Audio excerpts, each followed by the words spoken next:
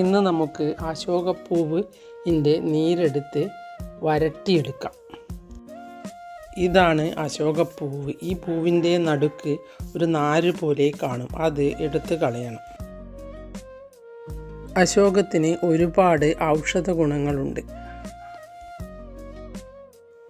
അശോകത്തിൻ്റെ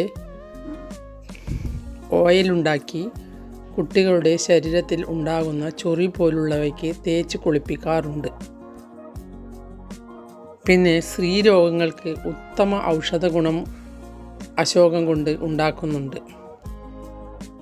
അശോകത്തിൻ്റെ ഇലയ്ക്കും പൂവിനും തൊലിക്കുമെല്ലാം ഒരുപാട് ഗുണങ്ങളുണ്ട്.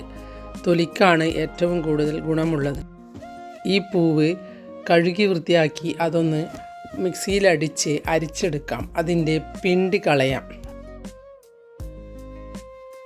ഇനി ഒരു ഗ്ലാസ് അരിയെടുത്ത് തേങ്ങയുടെ 2-ാം പാലിൽ അരച്ചെടുക്കാം. ഇതിലേക്ക് 1-ാം പാലും ഒഴിച്ചു കൊടുക്കാം.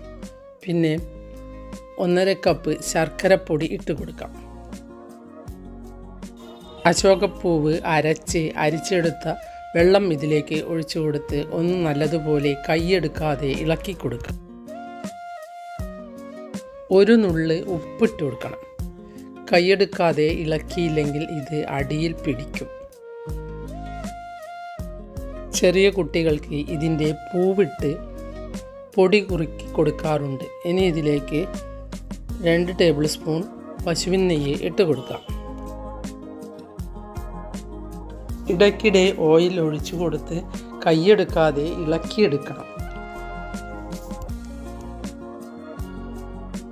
അപ്പോൾ കയ്യിലേക്ക് പൊട്ടിത്തെറിക്കാതെ ഇളക്കാൻ നല്ലതാണ്.